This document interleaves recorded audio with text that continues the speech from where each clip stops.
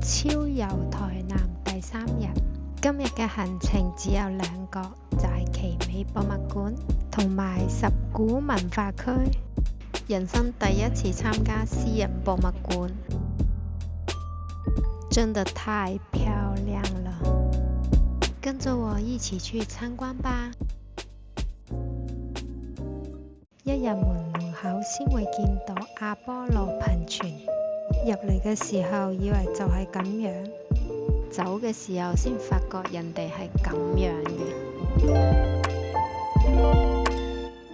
再嚟到呢一邊就係奧林帕斯橋，橋兩邊擺放住嘅係希臘神話入邊嘅12主神雕像，超有文藝復興 feel。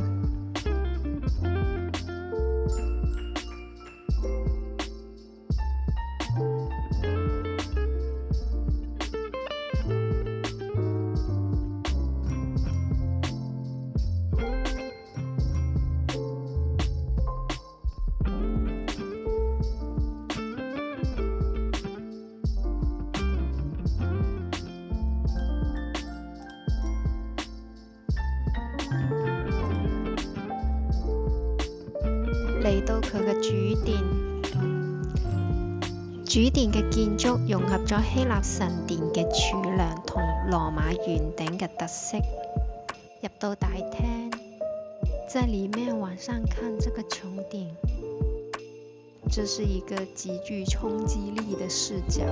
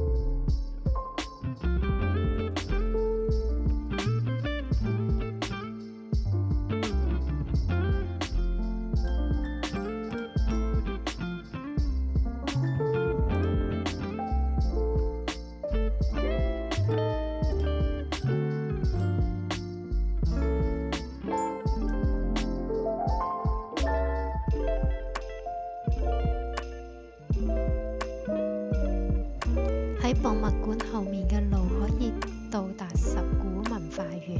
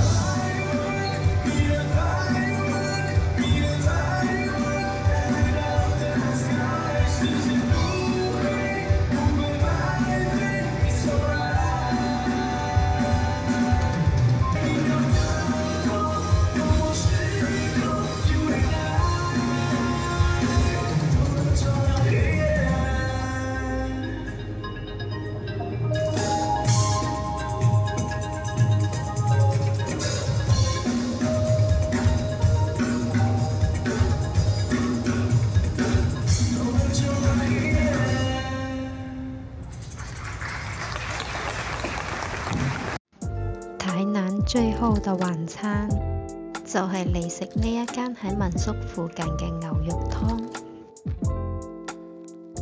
這邊放着的新鮮的牛肉，客戶點餐後現切現煮。滷肉飯和醬料都是自助的。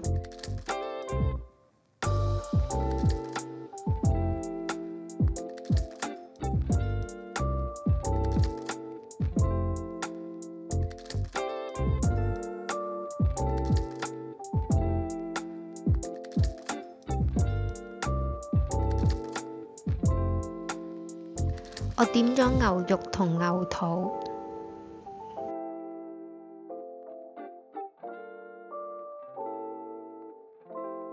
非常之新鮮嘅牛肉，湯都係好鮮甜。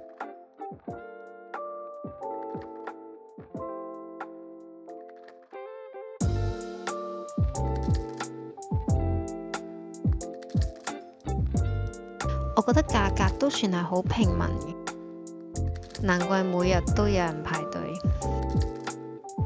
我的台南之旅就這樣咯，多謝大家收睇我嘅影片，下次見啦，拜拜。